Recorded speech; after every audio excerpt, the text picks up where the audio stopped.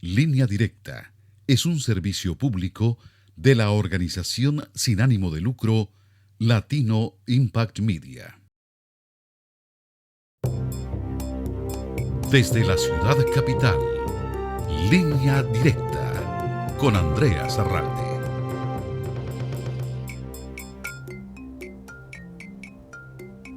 Hola, ¿qué tal? Bienvenidos a Línea Directa. Les saluda con el gusto de siempre Andrea Zarralde. El abuso sexual a niños y jóvenes es uno de los problemas más serios, pero menos tratados en la comunidad. La ignorancia, la vergüenza y el miedo son aliados determinantes en los hogares latinos, donde estos niños sufren en silencio, porque en la mayoría de los casos los abusadores son personas de confianza, como amigos cercanos, familiares y, tristemente, hasta los sacerdotes católicos. Hoy en nuestro programa de Línea Directa vamos a hablar de lo que podemos hacer para proteger a nuestros hijos y prevenir de que en caso de que uno de nuestros niños pueda ser abusado sexualmente. Para ello vamos a saludar a nuestras invitadas de hoy. Nos acompañan en el estudio Ariana Rodríguez. Ella es directora del programa de violencia doméstica de la clínica Mary Center. También está con nosotros la doctora Claudia Campos, psicóloga clínica experta en sexología. Y Dilcia Molina, directora del programa de salud y género de la Clínica del Pueblo y fundadora de la organización Madre Tierra. Bienvenidas a las tres, mujeres latinas, a nuestro programa de Línea Directa. Hoy con un tema que hay que tratar y hay que dejar el tabú de lado. En nuestros hogares no se habla de educación sexual y estamos enfrentando problemas serios con nuestros menores que están siendo abusados sexualmente. Vamos, doctora, a hablar de un caso específico aquí en Washington, D.C. Tristemente, un sacerdote hispano de una iglesia predominantemente hispana en el Distrito de Columbia está acusado de abusar de dos jóvenes. Y nosotros, la mayoría de latinos, somos católicos y confiamos a nuestros sacerdotes. ¿Qué le podemos decir a una madre y un padre de familia que escucha estas noticias una y otra vez sobre la Iglesia Católica relacionada con abuso de menores?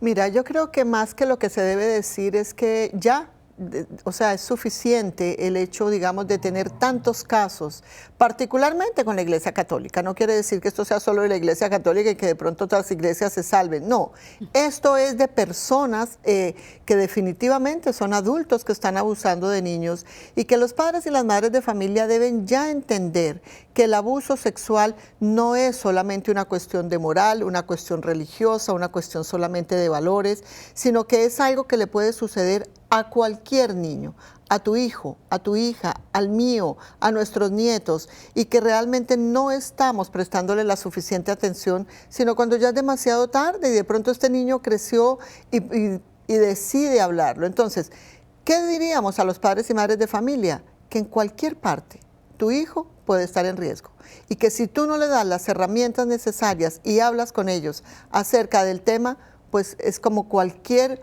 otra situación de riesgo en que necesitamos hablar con ellos. Dilcia, ahora estamos hablando de los abusos de la Iglesia Católica y cercano, nuestro vecino Pensilvania, más de 300 sacerdotes acusados de abusar de aproximadamente 1000 niños. Definitivamente es un tema que nos tiene que llamar la atención y tenemos que no tener cuidado con nuestros menores. Pero más allá de la Iglesia Católica, en nuestra propia casa puede estar un abusador. Claro, eso es un punto muy importante. Parte de los mitos que hay sobre el tema de la violencia sexual, sobre todo para niñas y niños, es que el abusador está afuera, es alguien que llegó de algún lugar, que llegó de otro pueblo, de otra comunidad, de otro barrio. Y desgraciadamente nos damos cuenta y nos hemos dado cuenta a través del trabajo que la violencia sexual viene de las personas más cercanas. El tío, el primo, el hermano mayor, el padrastro. Ese es un posible abusador sexual de nuestros niños y de nuestras niñas. Y agregando un poco lo que comentaba también Claudia, qué bueno que estamos avanzando en el tema del abuso sexual, que ya estamos tocando instituciones duras y poderosas como la Iglesia, ¿verdad? Y apuntaba Claudia, no solamente la Iglesia Católica, también tenemos historia. Y en mi experiencia de trabajo en Virginia hemos tenido muchos casos de pastores evangélicos que abusan, y en D.C. también, que abusan sexualmente de las jóvenes o de las más pequeñas en su feligresía. Aquí la realidad es que nuestros niños, como lo mencionó también la doctora, están en riesgo en cualquier parte.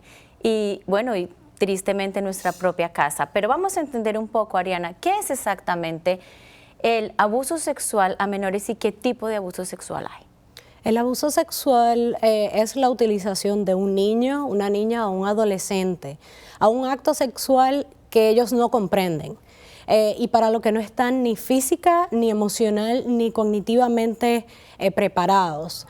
Algunos de estos incluyen el abuso físico, muchas veces comienza por abuso físico y luego entonces progresa a lo que es el abuso sexual, verbal, muchas amenazas, si hablas te va a pasar esto. También lo vemos cuando como una manera de disciplinar. Ocurre mucho y entonces eso causa el miedo, las caricias inapropiadas, los besos inapropiados. Todo esto es parte de lo que puede ser el comienzo del abuso sexual infantil, que entonces luego más adelante pues ocurren las desgracias y ya pues todos sabemos lo que puede pasar, como los casos que han salido en las noticias.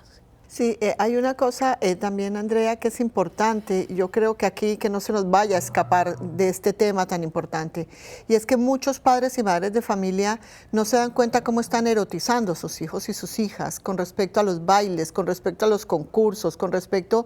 Entonces, cuando los niños y niñas empiezan a estar como muy erotizados, que tú los ves con comportamientos sexuales, hay que pensar que algo está sucediendo con ellos. Hay que pensar que con los niños y con las niñas algo está pasando, porque realmente eso es parte de esos signos que también necesitamos empezar a darnos cuenta, ¿no? Doctora, pero en este momento con tanta tecnología, y lo digo porque tengo 2 niñas pequeñas y ven estas personas y fanáticas de cantantes cómo se mueven, estos mismos movimientos sexuales, ¿cómo hacer entonces como padres de familia para enseñarles, ¿no? Como no es la manera de moverse o estás provocando, eso es más o menos... Mira, es que yo creo que la educación, y eso es algo muy complejo, porque no podemos tampoco aislar a los niños de un mundo que es real, ¿verdad? Pero realmente tú tienes niñas pequeñas y los niños pequeños, bueno, pues tienen sus ídolos apropiados a su edad. Yo no me imagino a una niña pequeña pues cantando las canciones de Maluma o cantando que mi cama suena y suena. O sea, pues no, o sea, que en ese sentido, a pesar de que hay niños y a los adultos nos parece muy simpático este estilo de cosas, yo creo que también es replantearnos cómo estamos educando a nuestros niños con estas expresiones sexuales, porque la sexualidad desde pequeños que estamos educando, sexualidad no es solo enseñarles a tener sexo, entonces es como también padres y madres necesitamos reeducarnos y replantearnos qué es lo que está sucediendo para poder también darnos cuenta qué es lo que sucede con nuestros hijos y nuestras hijas. Ariana mencionó algo muy importante y es eso, comportamiento que se ve mucho en los latinos de besar inapropiadamente.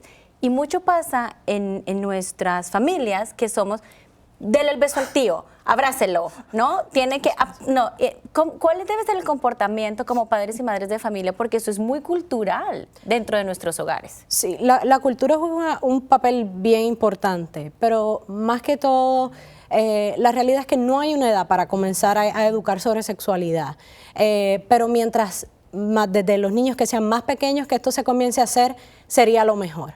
Y utilizando claramente el lenguaje apropiado de acuerdo a cada edad, y eso entonces va con lo que mencionaba la doctora de la educación que debe comenzar en el hogar y comenzar a explicarle a nuestros niños y no permitir que la sexualidad se convierta en un tabú o no vamos a hablar de eso en esta casa, no se toca este tema, no. Y entonces de esa manera se pueden evitar muchas situaciones, con la educación sería lo fundamental.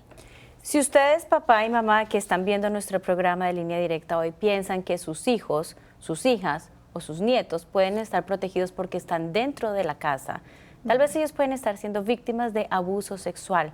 Recuerden que la mayoría de los abusadores son personas en las que nosotros confiamos. Por eso estamos tratando este tema, para darle a ustedes herramientas de cómo proteger a sus hijos. Vamos a una pausa, regresamos en instantes, no se vayan.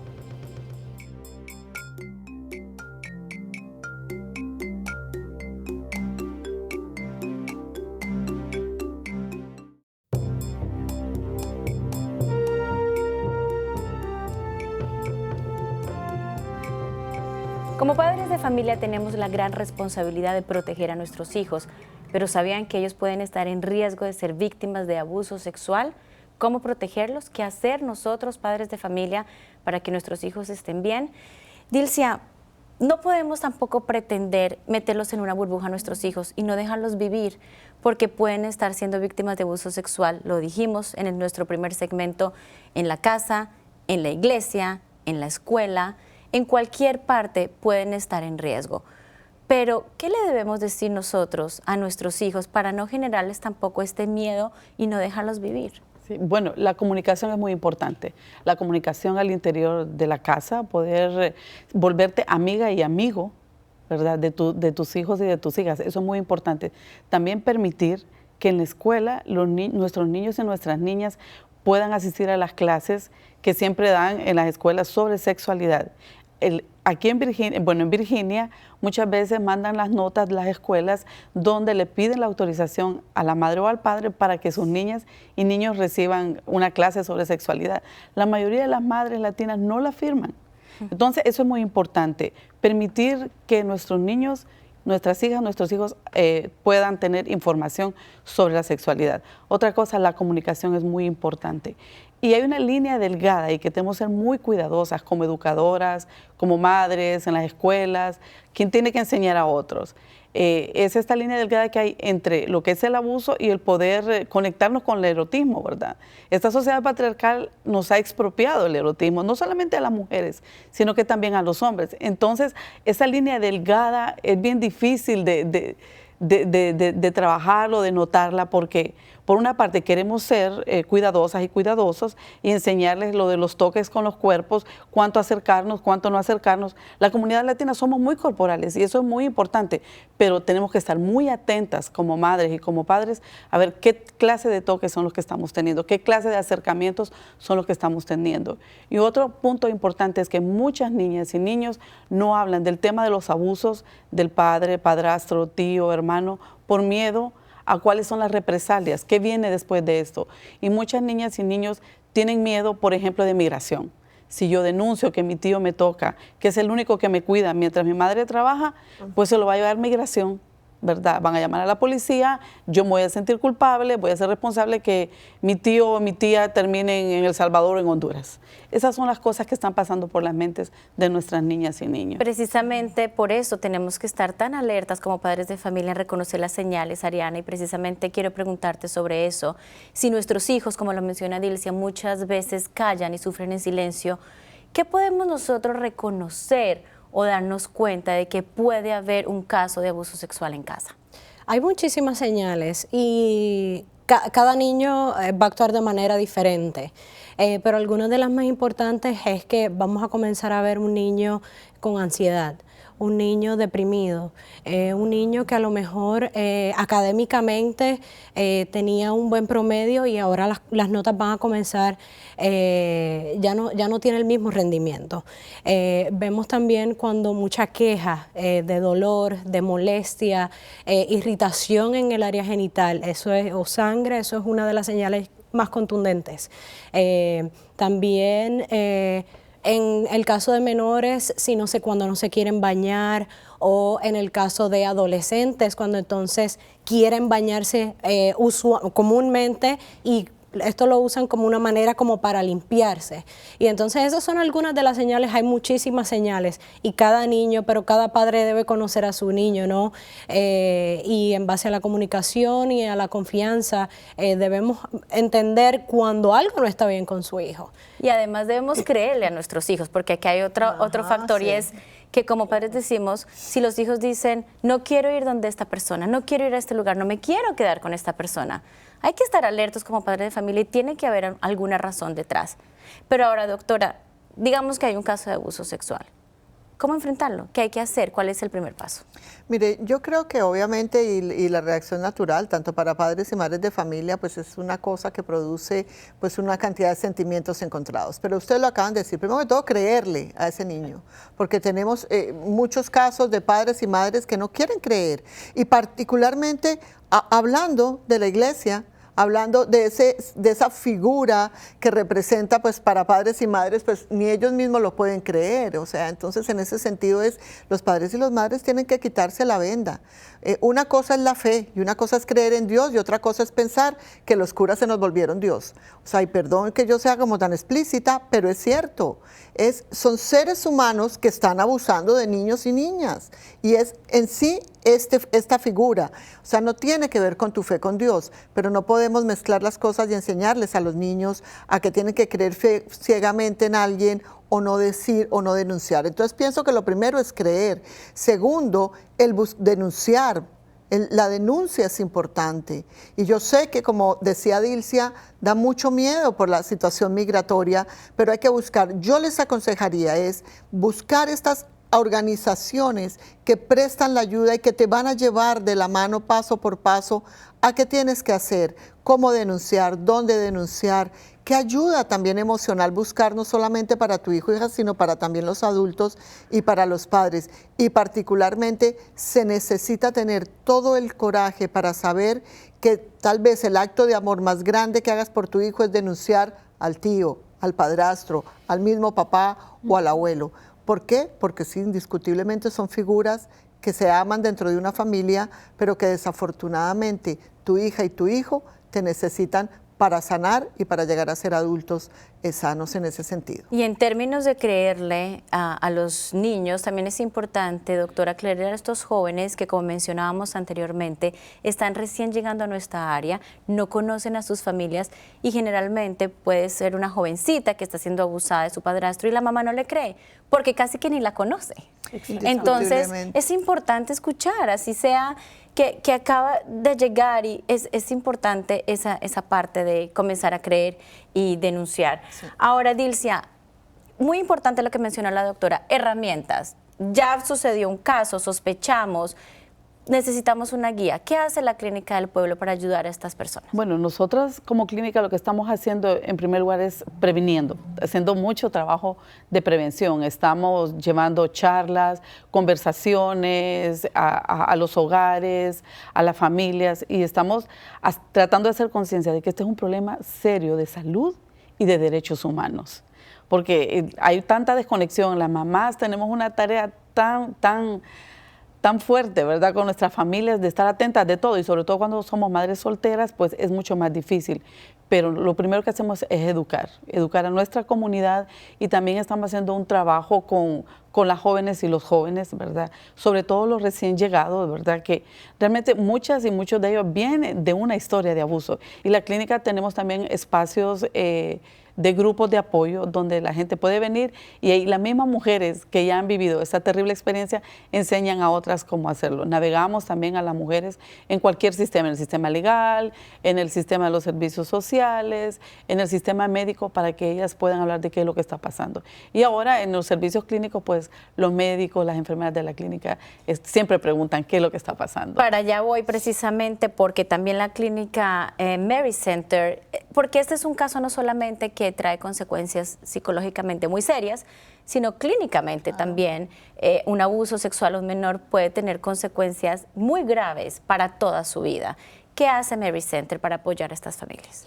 Mary Center, tenemos un sistema inclusivo en el cual apoyamos las tres fases. La fase de prevención, que es la fase inicial, durante, o sea, esto inmediatamente que una persona expresa o el niño expresa que ha sido víctima de un abuso sexual, y también el proceso que viene luego. Podemos ver niños desde los 2 años. Contamos con 3 clínicas en Washington, D.C., 2 clínicas en Maryland.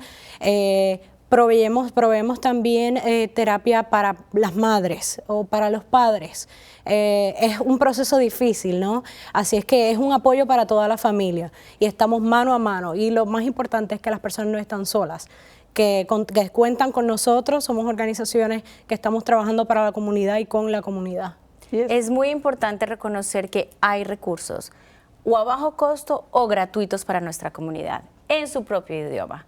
Aquí es determinante dejar el miedo y la vergüenza, darse cuenta, reconocer las señales si nuestros hijos pueden estar pasando por un abuso sexual en casa, con algún familiar, con alguien cercano. Ya una vez reconocidas las señales, acudir, porque hay ayuda en nuestro idioma y aquí en el área. Vamos a una pausa, regresamos en instantes. Están viendo Línea Directa, no se vayan.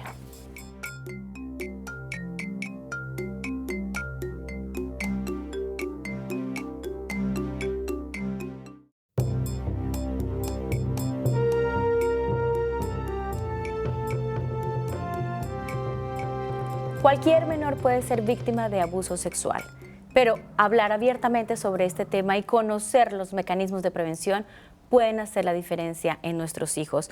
Doctora, si una persona ha sido abusada sexualmente y cayó por los diferentes temas que hemos hablado durante el programa, por miedo, porque es una persona que conoce, por inmigración, etcétera, pero ahora, y tal vez inspirado por nuestro programa de Línea Directa, dice, voy a romper el silencio. Ha seguramente vivido trauma toda su vida.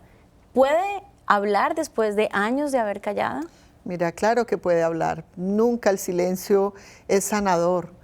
Siempre el expresar, el hablar, no importa que esto te haya pasado. De hecho, yo creo que quienes estamos aquí hoy en este panel tenemos miles de casos y de mujeres y de hombres que han sanado aún de adultos lo que pasó de niños. Todos estos hombres y mujeres que han salido a hablar, todos estos movimientos, esto que está sucediendo en la Iglesia Católica, esto no es nuevo.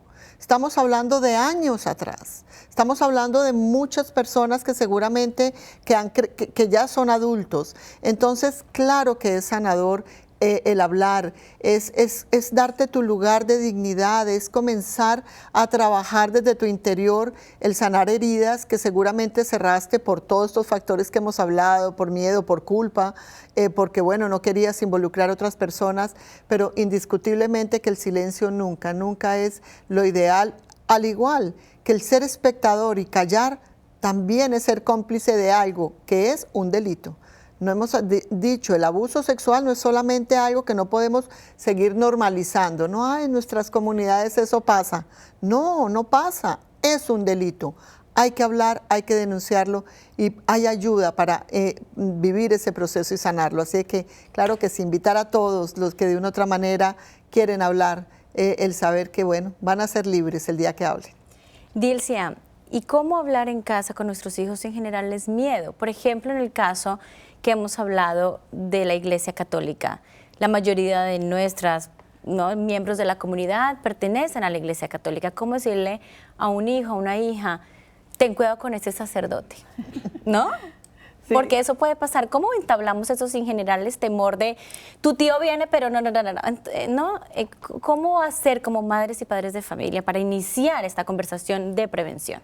Sí, bueno, esta es una de las tareas más duras, ¿verdad? Como madres o como padres de familia, cuando los padres se involucran, pero por lo general es una tarea para nosotras como madres. Entonces, yo siempre les menciono a las mujeres en los grupos, volvámonos las mejores amigas en la medida que podamos de nuestros hijos y de nuestras hijas. Y podemos establecer mecanismos de comunicación que a veces los desarrollas que con una mirada, o con un guiño de ojo, o con un dedo levantado, o con un movimiento de la cabeza, llegar a ese nivel de comunicación que puedas hablar de este tipo de cosas con tus hijos y tus hijas es muy importante. Y otra cosa es hacerlo directamente. Eso es muy importante, no darle tanta vuelta, ¿verdad? Porque a veces somos causa de burla para nuestros hijos, nuestras hijas. Ay, mamá, ya sé lo que me vas a decir, ¿verdad? Este cuento que es tan común, ¿verdad? Entonces, hablarlo directamente. Esto pasa, ¿verdad? Y enseñarle a todo mundo y aún entre nosotras mismas, tener esta comunicación. Cualquier hombre puede ser un posible abusador sexual.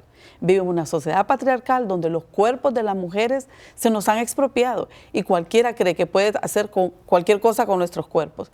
Entonces, hablarlo directamente en casa, decirle, bueno, hija, vos sabés que existe esta posibilidad, hay que estar muy atenta, cuídate mucho, ¿verdad? Entonces, eso es muy importante, hablarlo directamente con nuestras familias. ¿Qué le podemos decir, ya cerrando este tema, Ariana, sobre abuso sexual a niños y jóvenes?